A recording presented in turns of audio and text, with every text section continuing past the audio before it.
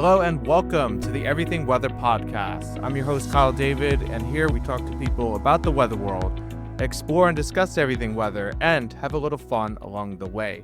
Today on the podcast, I'm very excited to have Ian Oliver with me. Ian is a meteorologist with the ever-growing weather media group, Fox Weather. He is also the host of Fox Weather Now and Fox Weather's newest weather sports podcast, Storming the Field, alongside Steve Bender. Hey there, Ian, and welcome to the podcast. Hey, Kyle. It's great to be a part of this. You're doing an awesome job with it. Thank you. I greatly appreciate that. I hope we have some fun on the podcast, exploring the weather and doing some games as well. Sounds good to me. And speaking of games, I have the first fun game for you. Would you rather? We're going to do a couple of would you rather questions. Some are weather themed. I got a couple of sports weather themed ones because you do sports and weather. So with that said, would you rather experience a Category 5 hurricane or an Year 5 tornado?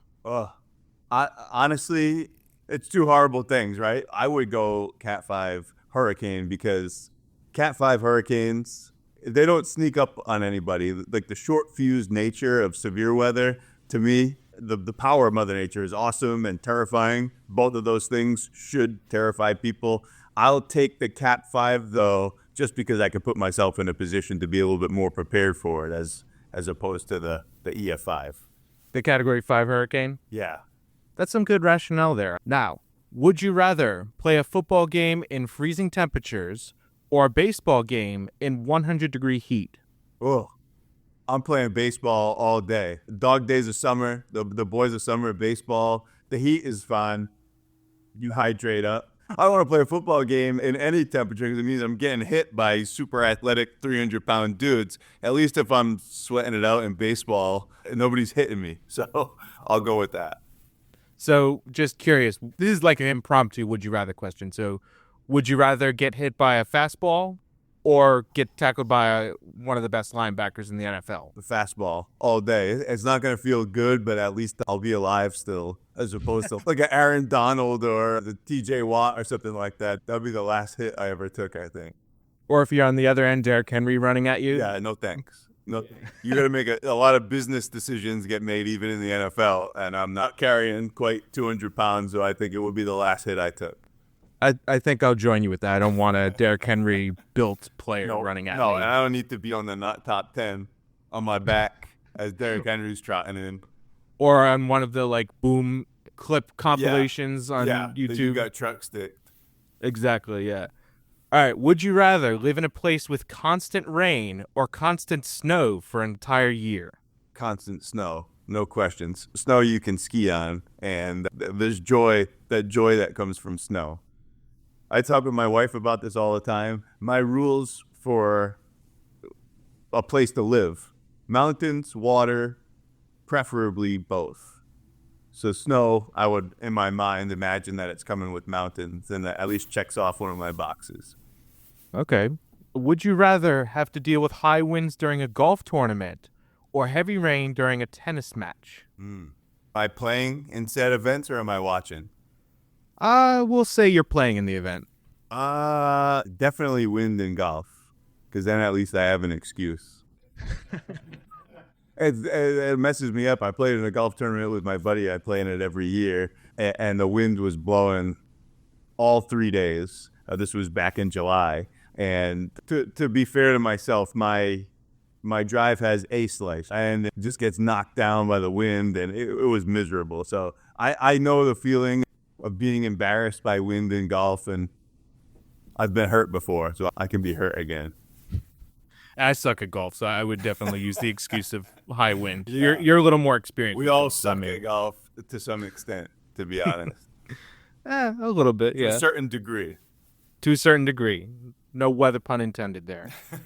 Would you rather endure a week-long heat wave with no air condition or a week-long blizzard with no heating? I mean, heat is dangerous, man. That's more than a comfort thing. But so is a blizzard and cold. You can't get out. Am I aware of these things that are coming in advance? I have access to a Fox Weather forecast, or am I being surprised?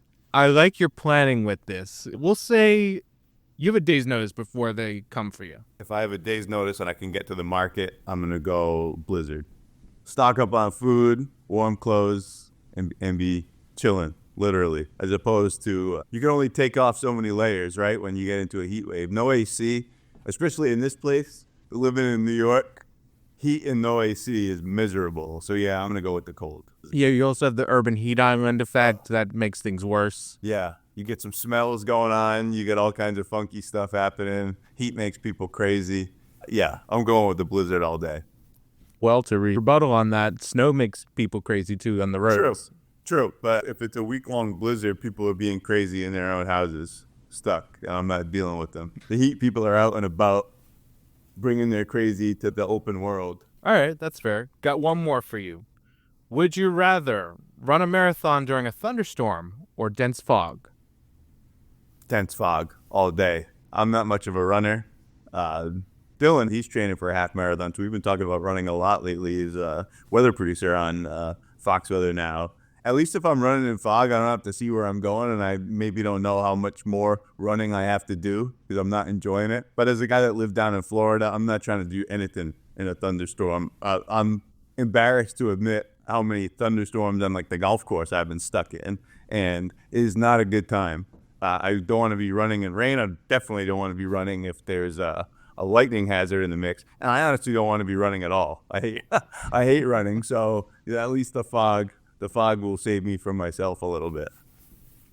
Fair point. I think I would probably go with the thunderstorm just so I see where I'm going. Yeah, it'll keep you cooler at least, unless you get the lightning. The lightning it's a low chance, but it's a big hazard, man, and it's around almost every day in the rainy season down south. So you got more decision making with that, and a lot of radar tracking. Absolutely, yeah. All right, that is our last Would You Rather question, and let's get into talking a little bit about you. So everybody I have on the podcast, I ask them their weather story. We in the communications weather business refer to that as the day's weather, but in this podcast, I talk about it with your story. So tell me, Ian, what is your weather story? What got you interested in everything weather? It's a nice thing for you to have on your podcast. Well, one of the cool things about weather is that literally everyone that works in this business has a weather story. And even folks that are just weather enthusiasts have weather stories. There's some strange connection between nature and people. It just leaves such a mark, and people have such vivid memories. For me, it was Hurricane Bob, 1991. I was a little kid, and it hit Massachusetts, and I was standing by our sliding door, and trees were snapping in our backyard. And my mom said my sister and I were just looking out the window, and we weren't scared. We were just wowed. And she was like, that's odd, because I think now I get it as a grown-up and a homeowner and stuff. I lived through it, living down in Florida for so many years. These are terrifying situations when you're worried about the safety of your family, whether your property is going to hold up. But as little kids, we were just like, wow, this is amazing. This is super cool. That, I think, probably left a bit of a mark. And then growing up where I did, I'd watch hurricanes, but I'd watch nor'easters more so than anything to see if we were going to have a snow day. We were a ski family, so I was always rooting for ski country to get snow. So that was a reason to keep tabs on. I grew up in south coast of Massachusetts. I was around the fringe between the Providence and Boston markets, and I would watch local weather all the time just to see what they were thinking. At that point, there wasn't access to forecast models like there is now. And I got into high school, I saw where did people in these markets go in Boston and Providence, and a bunch of them, to keep it on the snow theme, were all Linden State Mets. And I played soccer year-round as a kid through high school, and then I ended up playing soccer at Linden State, and I loved to ski, and I had an opportunity to do both of those things there and learn about weather and broadcasting. So it seemed like a perfect fit, and I loved living up in the Northeast Kingdom of Vermont. And then I was lucky to get my first gig over in the Champlain Valley. I just went a little bit west across the Green Mountains to Burlington, Vermont, and that's where I got my TV career started. So I was super, super lucky to find a place that, for me, checked all my boxes, a place where I would be super at home and comfortable and happy. And then I get to stay in a wonderful place to start my career. I mean, not everybody has that opportunity. Sometimes you're going to, oftentimes, this, that, and the other place as you get your TV career started, and you go some random market USA, and you're there for a few years, and you're learning the ropes. And I was able to do that right home in New England. And you mentioned earlier that you grew up watching some of the Mets in your local area. Who were some of your role models for you? So in Boston, the nice thing about this business is TV industry is tough and there are so many challenges, but there are also so many good people that look out for younger folks and people that are up and coming and trying to get going in this business. And I remember Sharon Meyer and Dan Dowling. Dan Dowling was my performance teacher at Linden State, and he was a wonderful influence on me, not just educationally, but learning what a pro in this industry looks like. And him and Sharon took me in and really helped me get started. My news director, Anson Tebbets, at the time, up in Vermont, wonderful people to help keep me growing in early part of my career. But before that, when I was still at Linden State, I emailed Pete Bouchard, who he's still at NBC Boston. He was at WHDH at the time. And I emailed him. I said, "Hey, Pete, I'm Ian. I go to Linden State." He was a Linden State grad. I'm like, "Can I just come in and meet you? I'd love to see the place and have a weather chat. Not all on like this. It's pretty easy to talk about weather." And I was like, "Yeah, cool." I went in there. It's in Government Center in Boston. I hung out. He let me make a couple of graphics for him on the old Weather Central, which was super cool to see a graphic I made. You still had to render them out at that point. And then that made it on the air in Boston, and I was blown away by how cool that was. And then I said, "Hey, do you have a summer intern? I'd love to hang out." And he was like, "Yeah, I'm looking at him." And that was how I got my internship at NBC Boston. So it's just relationships like that. And Pete, out of the kindness of his heart, let me hang around for the summer, and that was a wonderful glimpse. I mean, you can spend forever in the classroom and broadcast performance and trying to learn, but until you see what the job actually looks like, you don't really know if it's going to be for you. So I loved it. I loved like the energy of the newsroom and getting ready to roll, and the fact that the show starts at 6p. 6p is 6p, and you have to be ready by then. It's so objective based and timeline based. And then he and I would be in front of the green wall. I was so bad early on in my career, and he would go. I can't even look. I have some clips. I can't even watch them, and I know that's the case for a lot of people early on in their careers. And that is like my unsolicited advice for people that are just starting as on-air Mets. It's like, just be bad. Like, be you authentically and be bad and get reps, and you will get better. But as long as you're being authentically yourself, that can't be taught. Like, don't try to do your best impression of what you think a TV meteorologist is. Just be you doing meteorology on TV. And with time and reps, you're going to get better and you're going to get more polished. And as that process happens, you'll still be you. It's just a better broadcasting version of it. And that's where the value is, in my opinion. So all those little things started getting me going on a path where I could, like I said, we had a little TV station, and I had a really thick Massachusetts accent, not Boston, Fall River, which there's a slight difference down into it. And people would write in, we would have like little ratings periods or sweeps. It's like, this kid doesn't belong on TV, he should be on the shipyard in Boston, this and that. And it's not easy. It's a tough business, but I needed to hear it. And there was a lady, Charlotte Albright was her name. She worked for NPR up in Vermont, and she helped me. She did voice coaching and helped me clean up my speech and at least throttle back the accent a little bit I think a little bit is endearing and regional, and it's part of you. But if people, all they can hear is your accent and it's distracting from what your actual forecasted message is, that's a problem. So I get to work on that, and that was all little tweaks early on in my career. I can't imagine you having a thick, like, New England accent. I've got some clips. Yeah, it was as thick as it gets. Interesting. All right. So you had mentioned the internship, and I want to actually ask you something about that. And you can even throw in some stuff you've learned from Linden State into this question.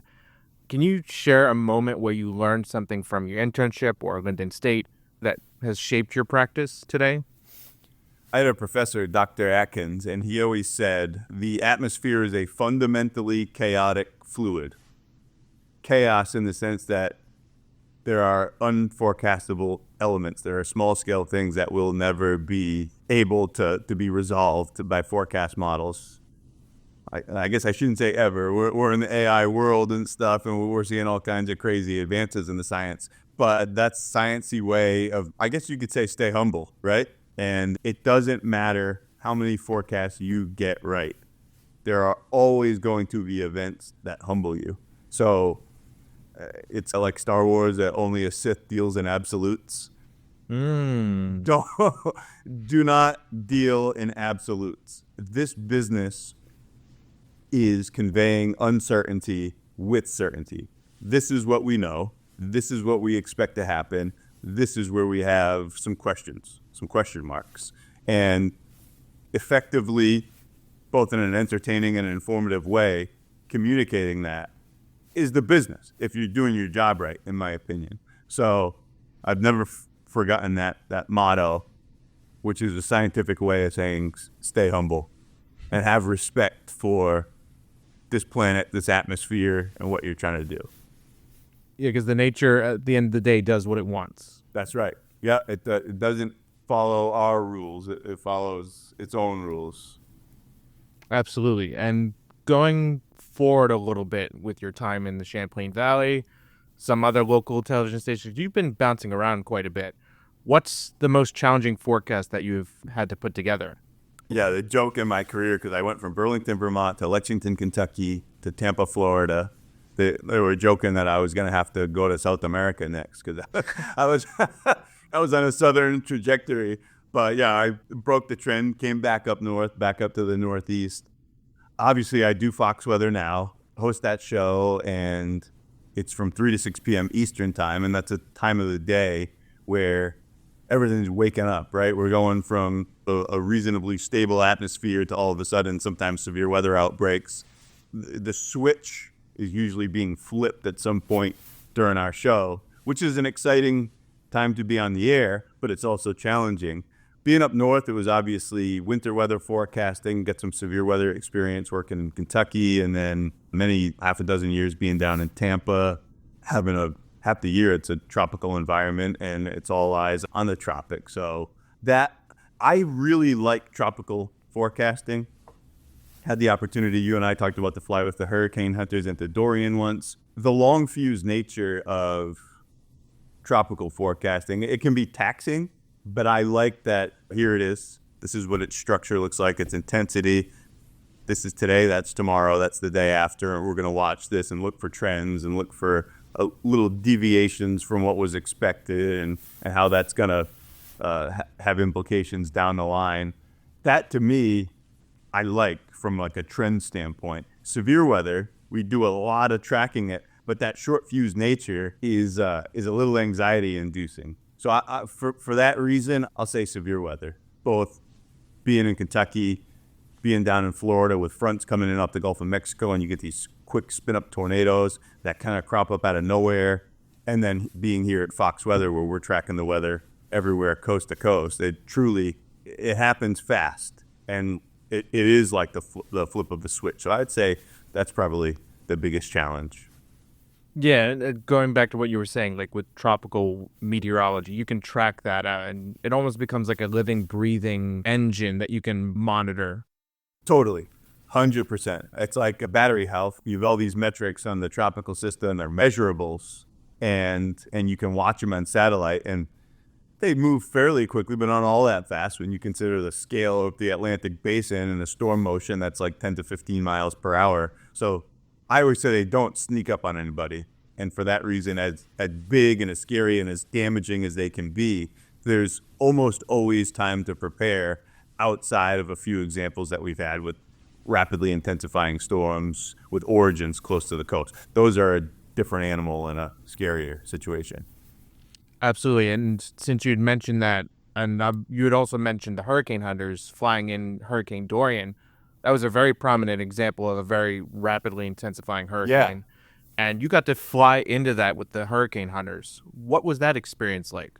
It's a great example of what you said, but also like the strength of the science. For the Abacos, that was so devastating. That was a storm that effectively stopped over the Bahamas.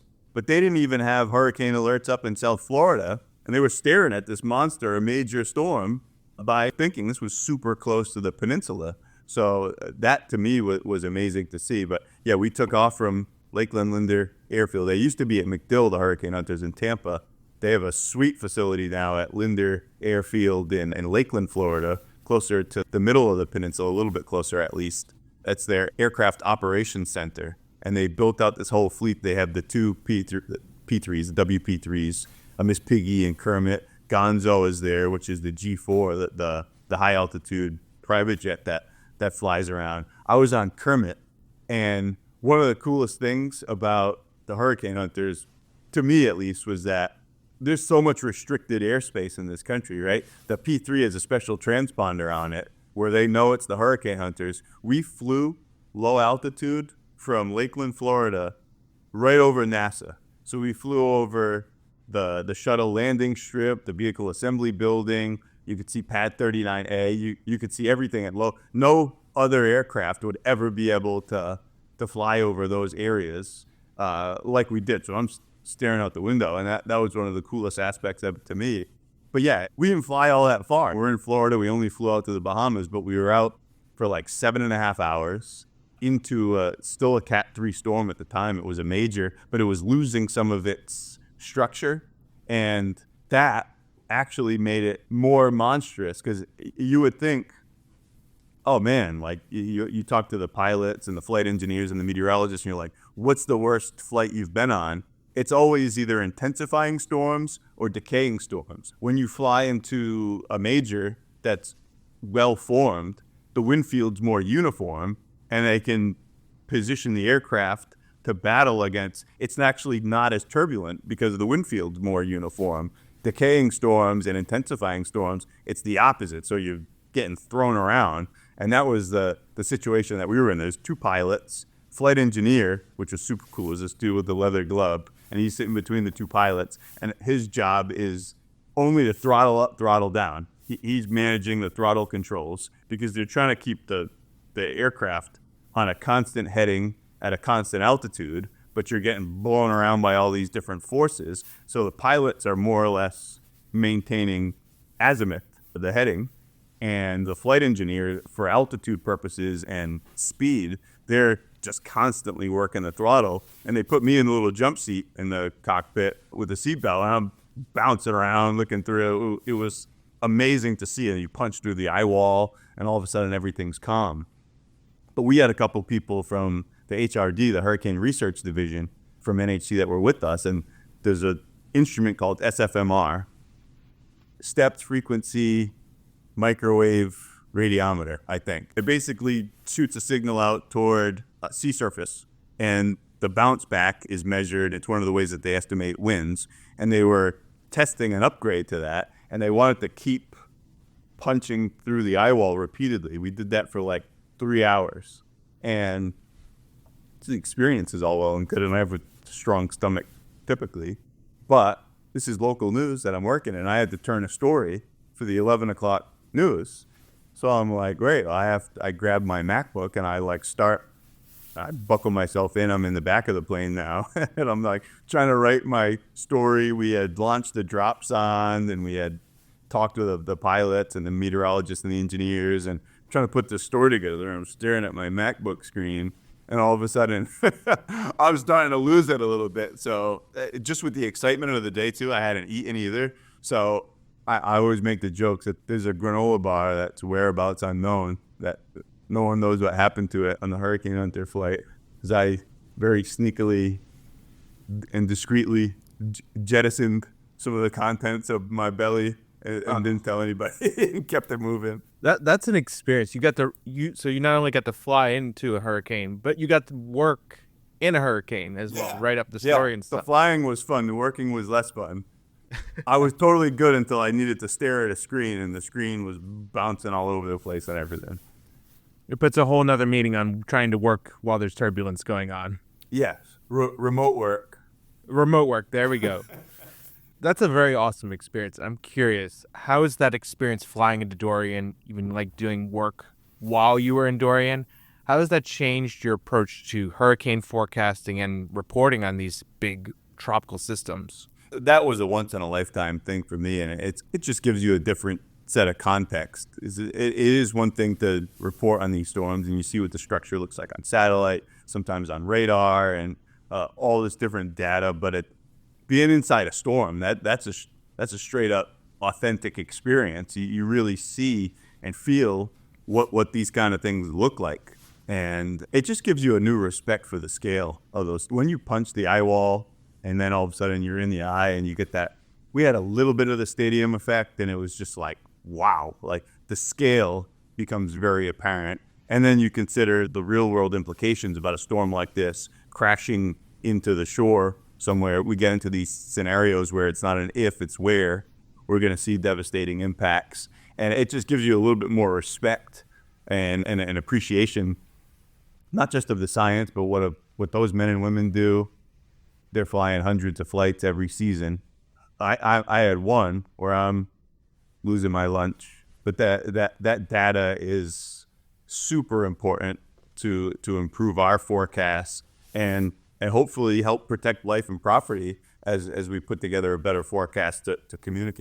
Yeah, and you'd mentioned that you're also doing work to help the study of these things, and you're also trying to get a better understanding of these weather events to lessen that impact you were talking about. And you even talked about that nature to weather connection is something that interested you. Yeah. Can you tell me another experience where you got to see the impact, the aftermath of an event from either your time in local television or with Fox Weather that has really changed the way you tell this weather story? Honestly, most recently in my career, 2011, I was working in Vermont still, and we had the remnants of Irene come in and put down 6, 7, 8, 9 inches, and all that rain just rushed. We know tropical moisture and terrain don't mix, and we just had a horrible example of that, probably the worst ever in western North Carolina with what happened with Helene. And in the lead up to that, we're looking at the rain forecasts. It's events like that you called back to. It was months that we would get to work at Channel 3 in Vermont, and it would be, Ian, you're going to Waitsfield. Susie, you're going there. Molly, you're going there. And all of us would just go to different communities and telling the same story.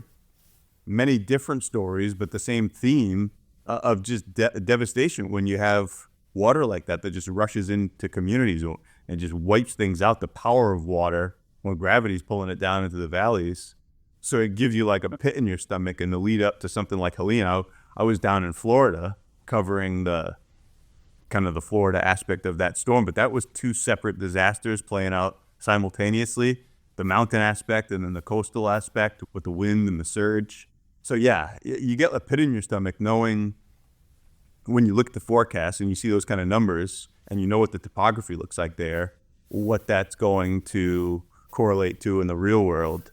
And that's a hard thing, but it's also something that helps you more effectively communicate the hazards and the story because you've seen it to an extent play out that process twice. I was up in Vermont before when the Winooski River flooded. That wasn't a tropical situation, but that was back-to-back summers. But yeah, I was there, and I was in downtown Montpelier, watched the river come up and flood so many of those local businesses and people's livelihoods. So yeah, just living through events like that, being down in Florida and actually experiencing hurricanes in the sense that you're at work and you're doing this and you're worried about your own family and your pups, your property, having all those like actual personal concerns and anxieties, and it helps you understand what folks are going through when you go on the air. It gives you a little bit more of a sense of the responsibility that we have too in terms of our language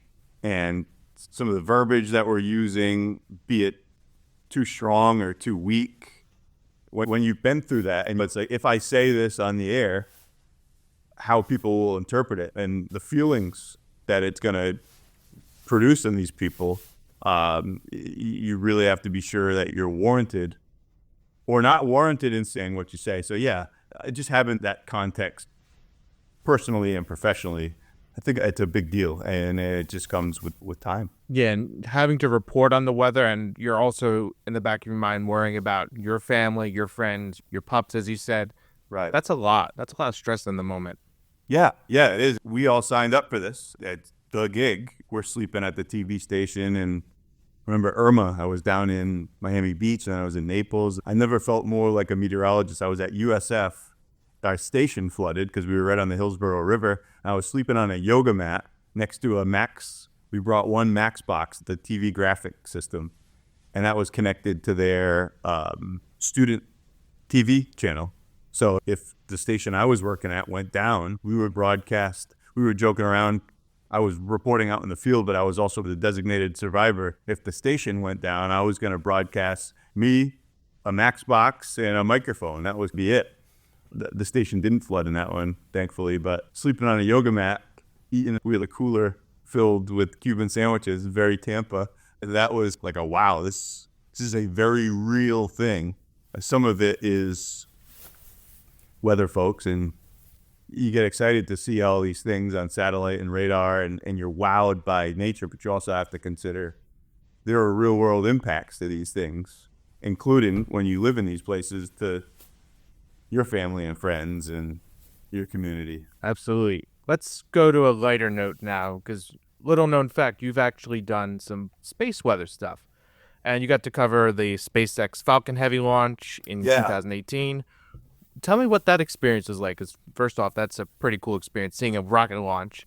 And how did that work, merging your meteorology background with space weather reporting and space reporting in general? Yeah, that's something about this business. They call it station scientist. It's typically the meteorologist that's going out and doing science reporting for the station. And when I was down in Florida, I was very lucky to do a bunch of space reporting. I was there for both the GOES launches, which is cool because I show it on Fox Weather every day, the GOES satellite, 16 and 17. It was R and S at that point. We get to go into a clean room. So it reminded me of Armageddon when they're getting the astronauts ready and you have the folks that are helping everybody get in the spacesuits and everything, and you see pictures of that and a video from like the Apollo program and everything. We went through that process and it was basically like only my eyes popping out. And we got to be, I was like 10 feet away from both of those satellites as they were preparing to effectively load them onto, those were 5 rockets. ULA launched those. But to see a satellite that we look at the data, literally every day of my life, I see data from GOES, and it's in geostationary orbit, like 23,000 miles above our thing. It's like 22.5 above our head, just looking down at us. I was 10 feet away from it, and then watched that satellite leave Earth, both of them. But that was the satellites. Falcon Heavy was the, I don't know that I'll ever see something. Starship does look pretty cool, but that it launched from Pad 39A, and that had Elon's Tesla Roadster as a payload with the Starman, a little suit, which I believe is like way cleared Mars at this point. Tesla Roadster is still flying out there in the solar system. It launches, and people, Pad 39A, like all of the manned lunar missions launch from there. It's historic. Most of the shuttle missions launch from there. It has that sound suppression system. The water sprays on it. So Falcon Heavy was the biggest rocket to leave Earth at the time since the Saturn V, the Apollo missions. And it left the pad, and I thought that would be louder. And it was the sound suppression system. And then it clears the tower and starts to go into the roll. And the engines were pointed at our chest, and it was like, oh, like, okay, like, holy moly, there it is. And it takes off. The 2 boosters, effectively, they're like full-size Falcon 9 rockets, peel off. Second stage lights up. And the 2 boosters, you could see them re-entering. The engines were firing. And it was like watching Superman. What I would think that would be like. They came in hypersonic. And it went across the sky like that. And then they lit them up, landed simultaneously back at Cape Canaveral, double sonic boom, and it hit the vehicle assembly building, which is that giant cube that has the American flag and NASA on it, hits it, and the sonic booms in such close proximity, hitting a giant cube, sounded It was like the weirdest sound I've ever heard in my life. It like a whammy bar on a guitar, like wow, wow, wow, wow. And it bounced back toward the press mound. And then those two rockets land simultaneously after coming back from space. Obviously, the degree of professionalism that you have to have on the press mound. A bunch of media members covering this launch, and I was lucky to be one of them. I look at the guy next to me, won't say what outlet, and he just goes, "Holy F." And I said, yeah, like everybody was stunned. It was just like this super raw response from everybody because you honestly couldn't believe what you were seeing. And it was like watching science fiction. So for me, like I said, that's the coolest thing I've ever seen. Unless I see like Starship come back from orbit or something and land, even that, the fact that they came in synchronized hypersonic with a sonic boom and then landed together, I don't know, it'll be hard to top. It was incredible. Hey, maybe you'll be able to report on Starship one day in the future. Hope so. We'll see. It seems like they're having some success. Yeah. We haven't even talked about your stuff at Fox Weather, your podcast, Storming the Field. Yeah. We've got a lot to talk about with Ian Oliver on the podcast, so stick it here. We'll be right back after a quick break.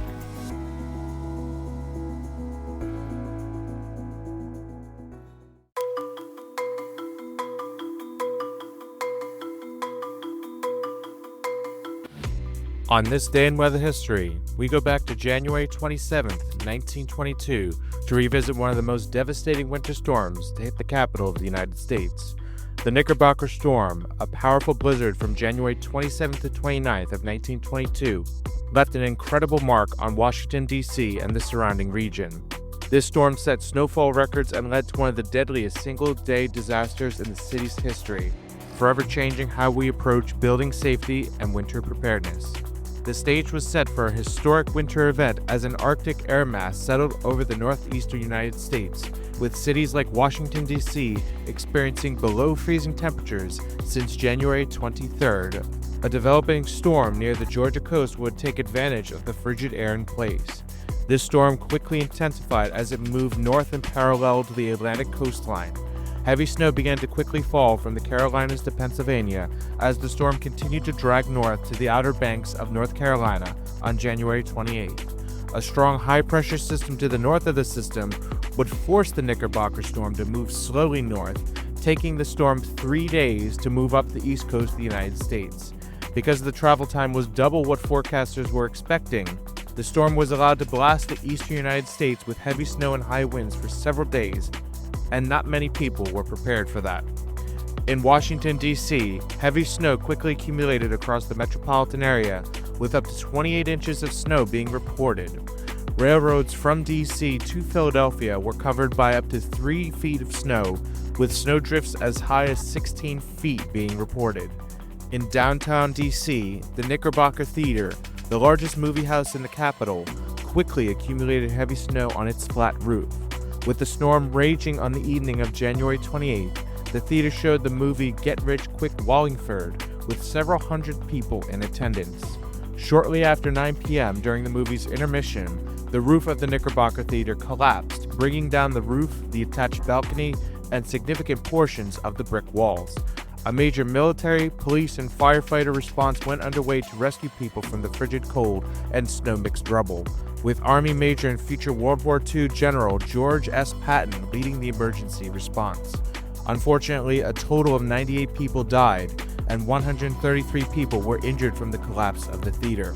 The snowstorm that caused the theater to collapse would continue to bring significant snow to the rest of the eastern United States, eventually moving it to sea and dissipating on January 29th. It remains one of the worst snowstorms in Washington, D.C. history, not just for its record snowfall, but for the tragic loss of life it caused. The disaster led to significant changes in building codes and safety regulations across the country, mandating better building materials and more substantial building supports to withstand such heavy snow events.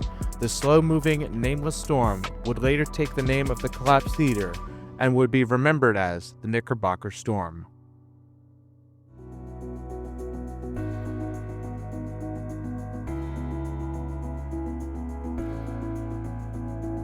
Hey there, and welcome back to the Everything Weather Podcast. I'm your host, Kyle David, and today we're joined by Ian Oliver. He's a meteorologist at Fox Weather, the host of Fox Weather Now, and the sports weather podcast, Storming the Field. We've got a lot to talk about with his stuff at Fox Weather, the podcast that he's doing. But first, Ian, I have another fun game for you. All right, let's do it. You have $15 to create a team that discusses the weather for sports games and a little bit of the sports action itself.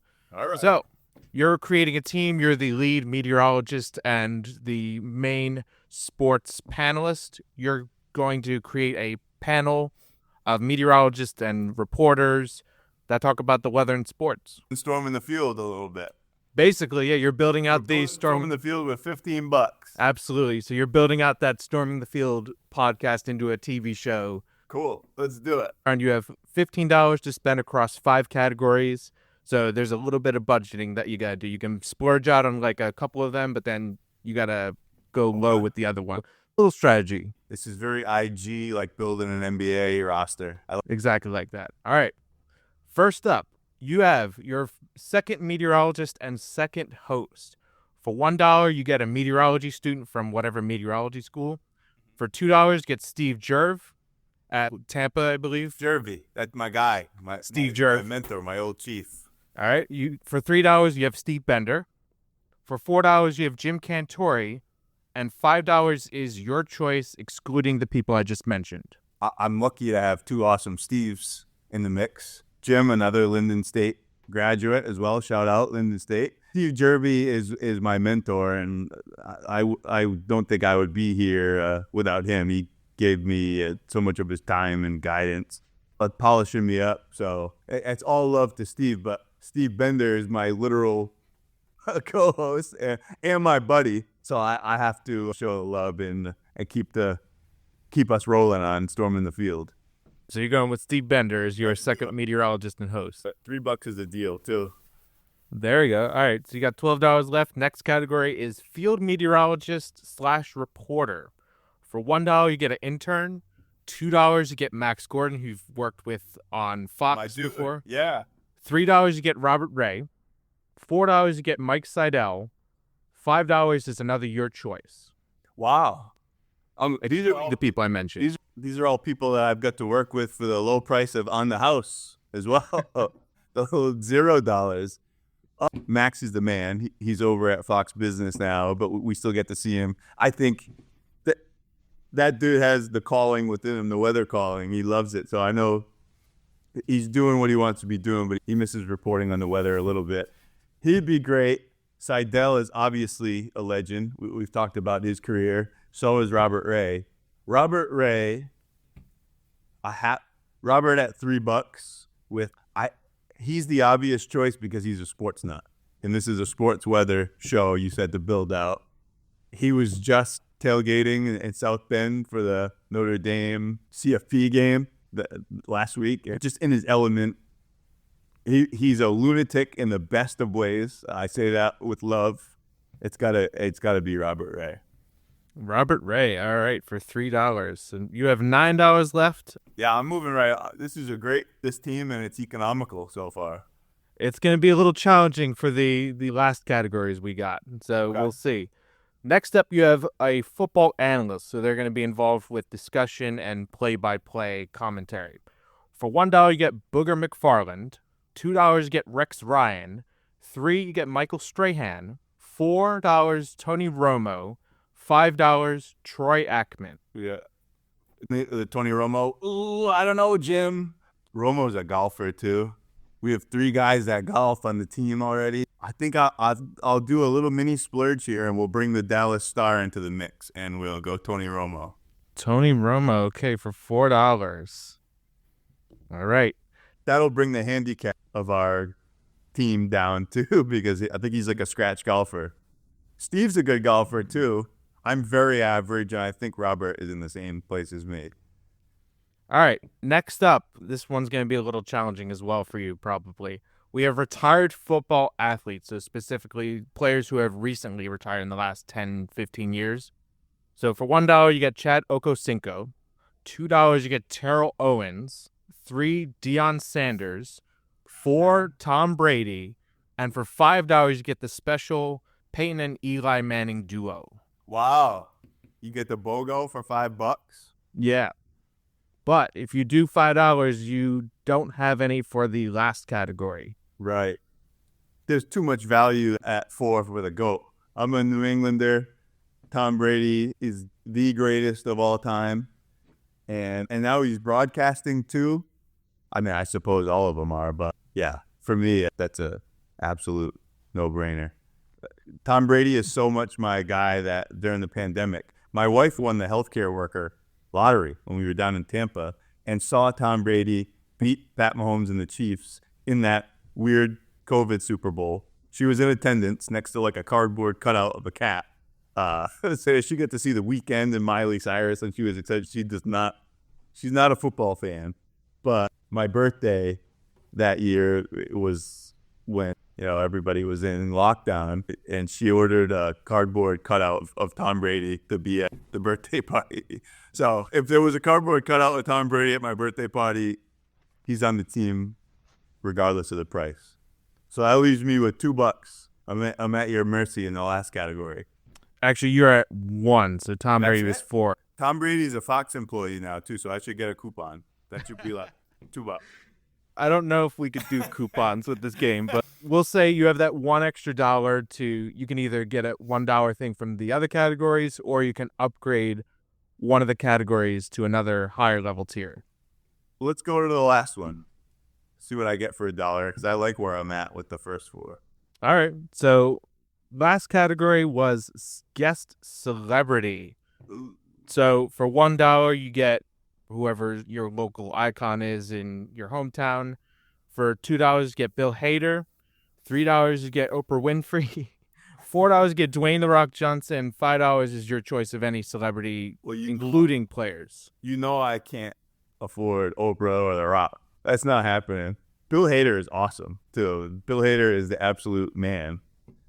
But then a local, I could finesse this because as a New England guy, it should be like Ben Affleck, Casey Affleck, Matt Damon, Mark Wahlberg. Does that count? Ooh, there we go. Okay. I like your thinking. Let's go with, what would you pick for that $1 slot? You get that bargain deal. John Krasinski, I believe. Chris Evans. I feel like I made this easy because then you could pick anybody from New England. I know. And that Ben Affleck is probably the most ride or die of the Boston sports fans. So I'll roll with Ben. Okay. Ben for $1 is an absolute finesse too. All right. So we have the final Storming the Field TV show that Ian is launching. You've got Steve Bender, you've got Robert Ray, you got Tony Romo, you've got Tom Brady and Ben Affleck. That's a loaded team there. Yeah, it's like a Dunkin' Donuts commercial. Why not? Minus Matt Damon, of course. Yeah, we need Matt Damon. Absolutely. All right. Let's get back into the conversation because we haven't even scratched the surface about your stuff at Fox Weather, what you do now, covering the national scale weather, the Storming the Field podcast. So as we build into that, let's first introduce Fox Weather. What do you do there? So for me, what's been the most compelling thing about my job here is that when I was working in local, I would be doing just weather, which is most of what we do at Fox Weather is really a weather news platform. And part of the news aspect of that is us carrying the hosting element to that, where I was not an anchor or host in my previous gig. So that was a skill set that I got to learn here. And it's actually, I didn't know necessarily that I would like it, but I knew it was something that I wanted to try out. And it's actually like my favorite part of the gig at this point is talking to people, interviewing folks, learning people's stories, finding out new things every day. But actually carrying the show from a hosting standpoint has been the most exciting part of this. So that's what we're doing. Obviously, we're tracking the weather everywhere across the country every day, but that's not all of what Fox Weather is telling the weather story of the day and getting folks up to speed on that. So that's been a really cool thing. That was starting off. I've been lucky to be here since Fox Weather's birth and be on the air on launch day. And finding out about it was like, is this an app? Is it a website? Is it a TV network? Is it a FAST channel, which I didn't even know what that was, free ad-supported television. It's way too many acronyms, but that is an important acronym now in this business. It's all those things and more. And it's continued to grow and evolve and spread into all these areas of need, because the TV industry and media as a whole has been this weird transitional hybrid space at this point. And that to me is part of what's so cool about being a part of Fox Weather, because again, like credit to this company, they've been staying on the forefront of the innovation right now and how the industry is changing. And if you don't innovate, you're not going to be around, to be quite honest. So it's been exciting to see all that happening in real time and to be a part of it. Just one small part of this big team at Fox Weather. I'm proud of it, to be honest. I have a lot of pride in what we've built out the last 3.5 years already. It's very exciting what you guys have built over there. And I'm curious because you cover the national weather, and before you had a lot of experience with different local areas of weather. So what's been the most rewarding and challenging thing for you adapting to national weather storytelling? So especially early on, they did do a good job of grabbing folks from all different backgrounds and regions. In the first year, especially as we were figuring out what was what, leaned on each other a lot. We get this wonderful group of people in front of and behind the scenes here at the camera. Like, for instance, I've never lived out west. I've been an East Coast guy. We talked about various latitudes for sure, but I've always been in the eastern half of the country. I share an office with Craig Herrera. He spent effectively his whole career Rockies West. So it's almost like the opposite, like the mirror image of what my career has been. And he can talk to me about New England stuff and Southeast stuff and hurricane stuff. And I'm asking him about the topography in the Sierra Nevada and the valleys, how they act in California. And he has this vast knowledge about all that stuff. So you lean on each other a bit and take everyone's different skill sets and try to make them into a more merged, well-rounded team skill set. And I'm curious, since you're a New England guy, can you tell me about an experience where you contributed your own local expertise to the Fox Weather team? For me here, yes, of course, there's been winter storm and winter forecasting, but that is, you can say fun. It's more fun. It's lower stakes. Like, folks need to be aware of that. There are obvious hazards from winter weather, but it's nothing like tropical.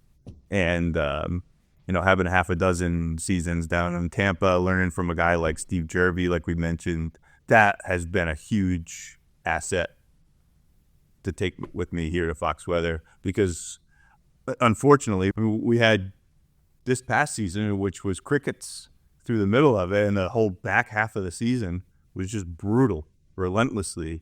So being a part of our tropical coverage, using something like Irma, for instance, or Hermine, Ada, some of the littler storms, knowing how storm surge prone the Tampa Bay area was, and then being deployed to Tampa Bay to cover Helene, being able to use some of that local knowledge. I mean, being back local, it felt like a homecoming of sorts, but it was scary too, because I knew what the forecast was and what that would produce, and it ended up being a record surge in the Tampa Bay area. So many of my buddies still live there. I got one buddy that flooded saltwater surge from Helene and then flooded freshwater from Milton. And it just knowing the real world impacts of what these forecasts mean when we're communicating them on the air just helps you give the appropriate context and energy to the story. You mentioned that it was a little bit of a homecoming for you.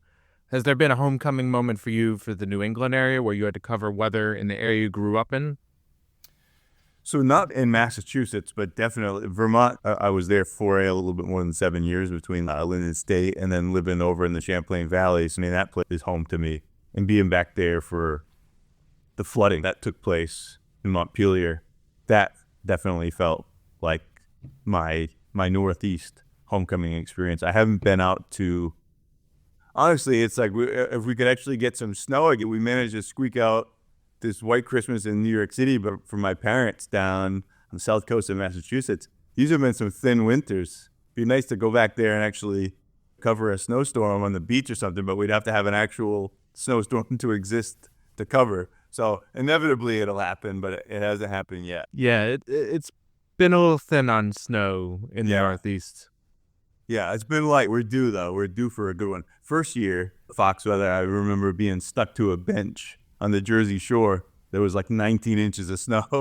I was sitting there. It was my first time on the Jersey Shore. I had just moved back up, and it was like, yikes. That was a proper coastal snowstorm. But I don't think we've had one like that since. That was 21.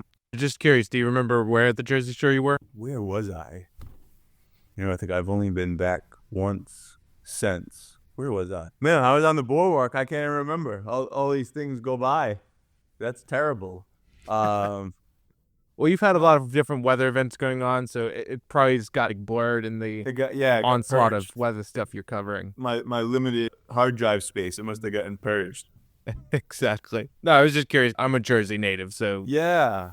I have to look at I am such a sucker now for the Photos app, and then when you go to the location. That helps me figure everything out. I was in Long Branch. That's where I was. Okay. Yeah. On the beach in Long Branch.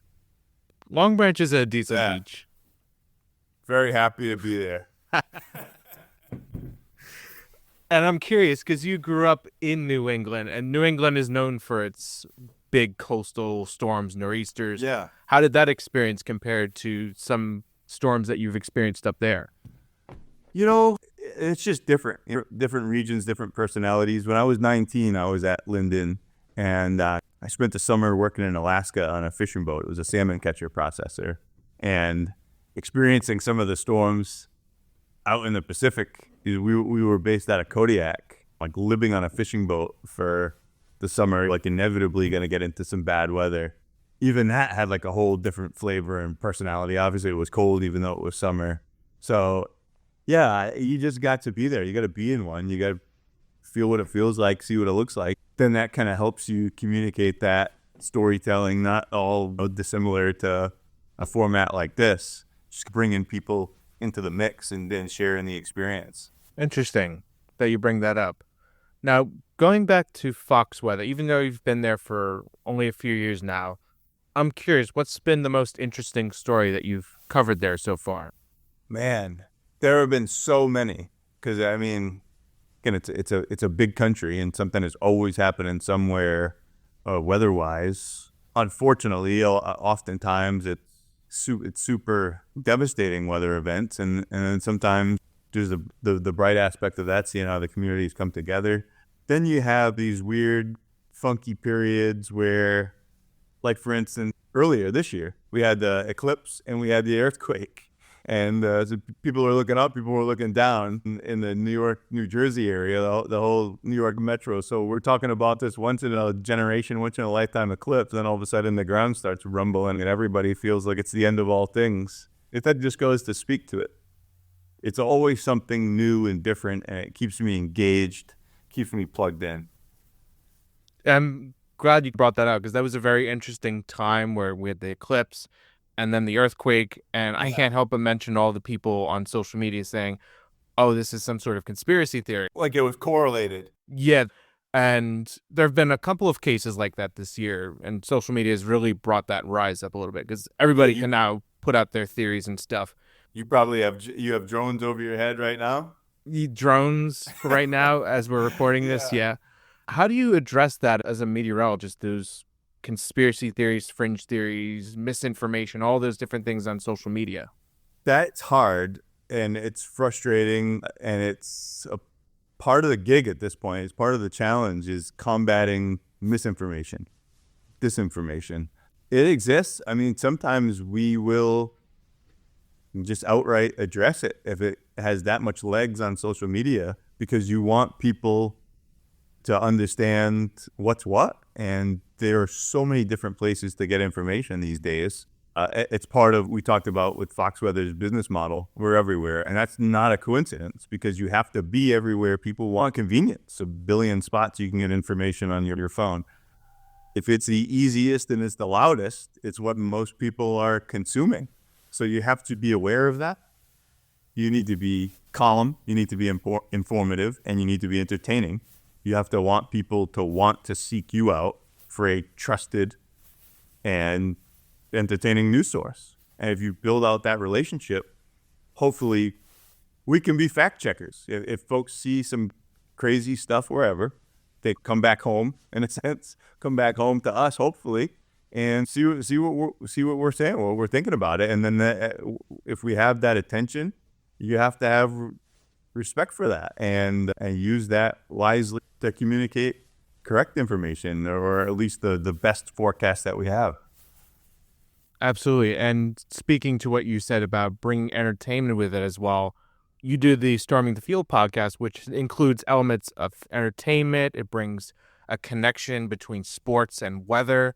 Yes. Talk to me a little bit about getting that started up. What was that like, connecting the sports to the weather? That I always say, like, my tired line is that, like, I'm a sports guy trapped in a weather guy's body. If I could just talk about sports all day, I'd be just fine with that. But weather and sports, I mean, you already talked, we weren't even talking about storming the field. You were talking about golf and wind earlier. And so much of sport, at least the most memorable games, had like huge weather impacts. It literally impacted the outcome of the matchup. And we live in this fantasy football, sports wagering, parlay era. People are looking for value anywhere they can get it, any little edge. And oftentimes, weather's got a legit impact on that. So we developed a metric, we call it the ROE, the risk of weather impact. We have low, medium, and high. And when we talk about, for whatever sporting event it is, what we think the impact on it is going to be and why, backing it up with a forecast. And then it's also a good excuse just to chat with some fun guests, have some conversations like this with cool people from the sports world that have had interesting sports weather stories. It's one of the best parts of storming the field, listening to some of these cool experiences that all these folks have had. We've been lucky to have some amazing guests. So just to get some of those takes, get some of those stories, reminisce on some of the events past, it's been really fun. It's exciting, and stuff like that doesn't feel like work. Like, we're just talking about sports and weather. We're having a good time doing it. They say if you enjoy what you do, you never work a day in your life. That sounds like you've exactly found that. Yeah, with storming the field, I mean, yeah, in all things you want to love what you do. You have to at least like it to an extent, and that you can have positive energy and perspective to the gig. And it's super easy to do with something like storming the field. Absolutely. And you were talking about some of the stories that you enjoyed listening to. What's been the most surprising weather sports story or connection that you've learned in the podcast so far? Let me see. I have to think back to, like, even the first episode. We started with Melvin Gordon, the third NFL running back. That was our first episode, and it stuck with me in the sense that he said in bad weather games, as a running back, and you're thinking about the defensive players, he said, I know where I'm going. They don't. So in his mind, it was advantage him. Like, you could easily have someone that says, oh, I don't have my footing, I can't cut. That puts me at a disadvantage. But he was embracing it in the sense of the defensive players are dealing with the same problems I am, but I have the benefit of knowing what I'm trying to do, and I can execute, So just getting into some of the mindsets. And then we were lucky to have Boomer Esiason.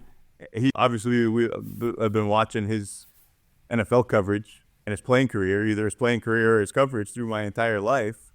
And he was joking around. He's like, man, every time I turn on my TV, the first thing that pops up on my smart TV is Fox Weather. And I watch you guys for tropical coverage. I'm like, wow, like, I've spent so much time watching Boomer, and it's such a huge compliment. And then just to use that connection to get into listening to some of the stories and some of the initiatives that he's been on the forefront of through his amazing career. And it's just an excuse to have a conversation. And you never know what's going to come out of a conversation. And most of the time, it's amazing stuff that you can.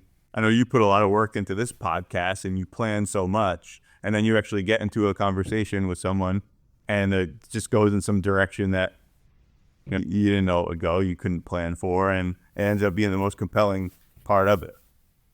Absolutely. And to speak to that, I think that's the most fun part about doing a podcast, just talking to people, seeing where the conversation goes. Yeah, totally. And talking a little bit about your weather sports connection, I'm curious.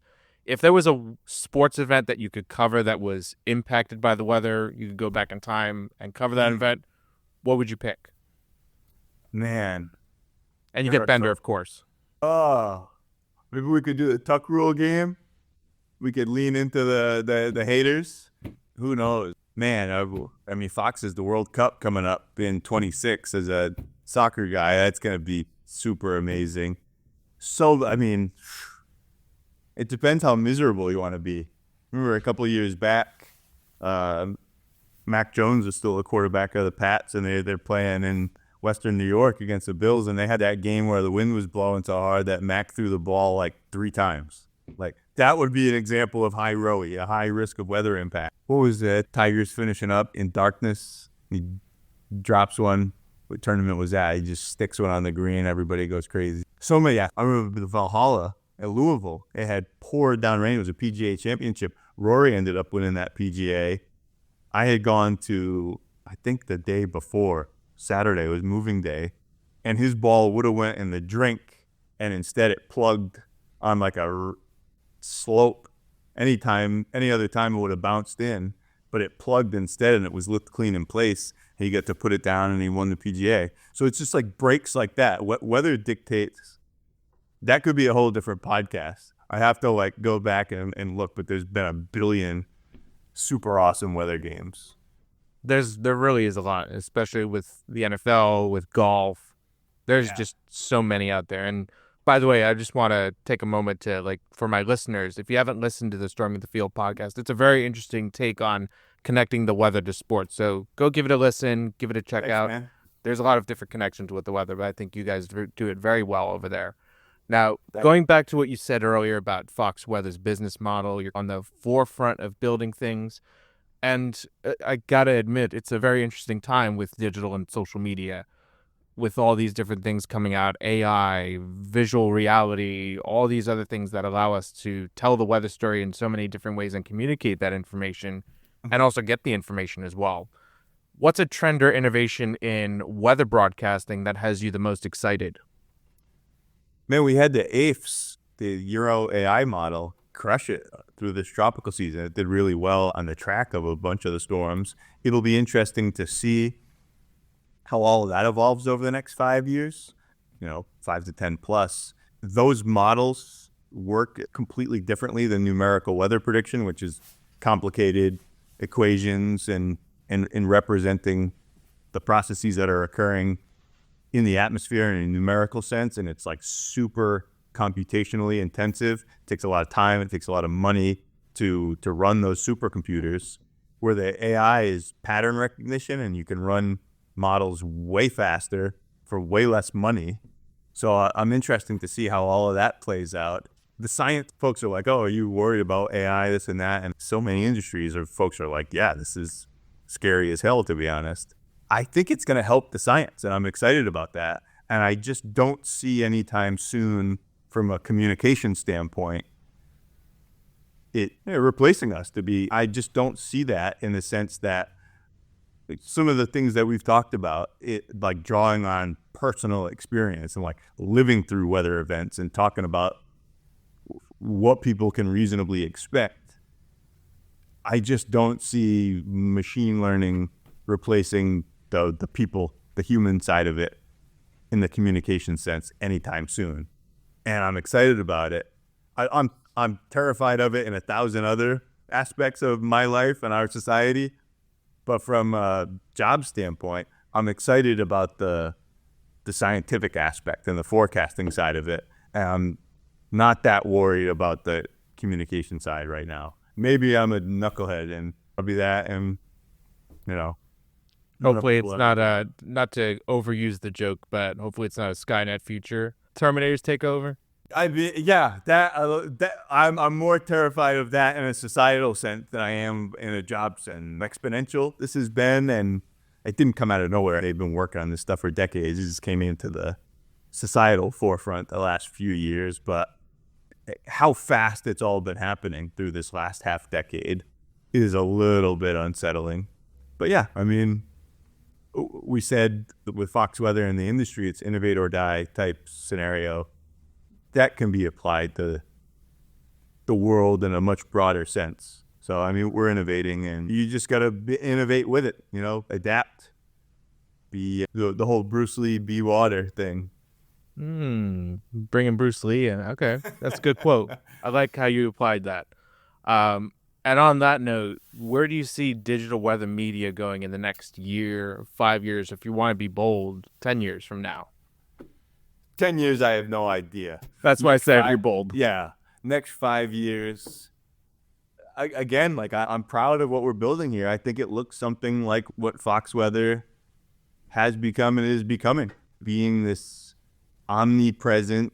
We're on your phone, the TV, articles, the stream. There's just a lot of different ways.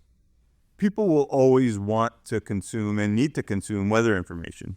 So you just have to it will always keep working toward being the best option in that space, whatever somebody's choice is in that, which is there with the app, the website. So yeah, that's going to be that. We just have to make sure we're there.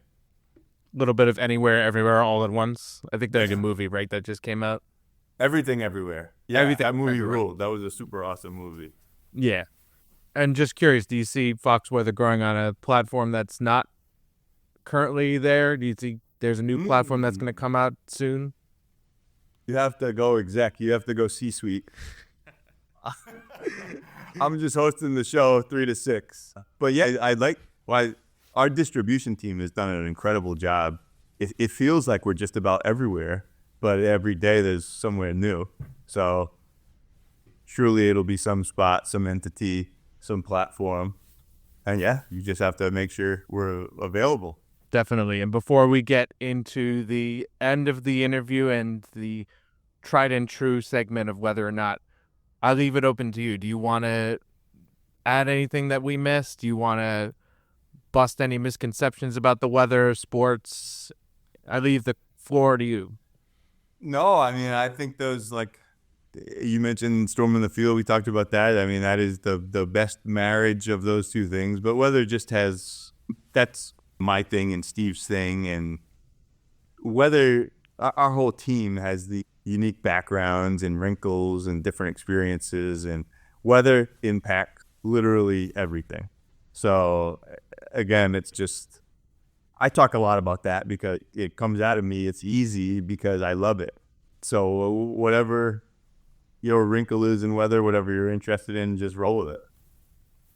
And that could be, not to be too philosophical, applied to any day life. Find something interesting and connect it to something else.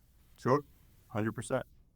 All right, Ian, that is the end of the interview, but we've got one last fun segment for you. One for the road. This is whether or not. We've got some weather-themed, non-weather-themed questions that are going to test your trivia knowledge in both areas based on what you told me you're interested in. With that said, are you ready to kick it off? Let's do it. All right. This is whether or not your question is related to tropical forecasting. In an average year, how many hurricanes form in the Atlantic Basin? Is it A, 3, B, 7, C, 10, or D, 12? 7. 7 is your final guess? Yes, sir. You are correct. It is 7. Let's do it. This is whether or not your question is related to the New England Patriots. Oh. What quarterback did Tom Brady replace in 2001, eventually leading the Patriots to a Super Bowl championship? I'm sure you're going to know the answer, but I'll read the answer choices off. Is it A, Vinny Testaverde? Testaverde. B, Scott Zolak. C, Drew Bledsoe. Or D, Doug Flutie? I've only owned 2 quarterback jerseys in my entire life. Number 12, Tom Brady. Number 11, Drew Bledsoe. Drew Bledsoe, final answer. Drew Bledsoe's final answer? Yep. You are correct. It is Drew Bledsoe. The man. This is whether or not your next question is related to Star Wars. What color is Mace Windu's lightsaber? Is it A, blue, B, green, C, yellow, or D, purple? D, Purple. And I think Samuel L. got that custom. I think he's the only dude that's had a purple lightsaber. Final guess? Final answer. You are correct. It is purple, and you are also correct in that he specifically requested that. Yeah, he's the only. Lucas had the green like that. Yeah, he was like, "Can I get a purple lightsaber?" And George Lucas is like, "Okay." Normally they have blue and green, but we can make it purple for you. You talk about misinformation online. I saw something the other day on some social media that Mace Windu survived his trip out the window. So who knows? There's a lot of fan art literature out there. I mean, it'd be tough to survive, but maybe he did. I mean, if Chancellor Palpatine or Emperor Palpatine came back, who knows? Whatever is possible. That's an excellent point. Yeah, good point. I'm not sure that I subscribe to the events of the modern trilogy, but you're right. It did happen. I'll say I don't really subscribe to them either. I kind of just ignore it. All right. This is whether or not your next question is related to sports weather. Weather has impacted multiple NFL games, causing the NFL to change times, reschedule to another day, or move to another venue outright. However, there has been very few times that the weather has caused an outright cancellation of an NFL game. Which of the following NFL games were canceled due to weather? And before I read, there are two correct answers here, so you get to pick two of these. Is it A, 2017 Governor's Cup with the Cowboys at the Texans, B, 2021 Cardinals at Saints, C, 2010 Giants at Vikings, or D, 1992 Patriots at Dolphins? Giants at Viking. What year did you say that was? 2010. That's when the Metrodome collapsed, isn't it? I think. I'm gonna go that as one of them. I think that was when the snow caved the roof in.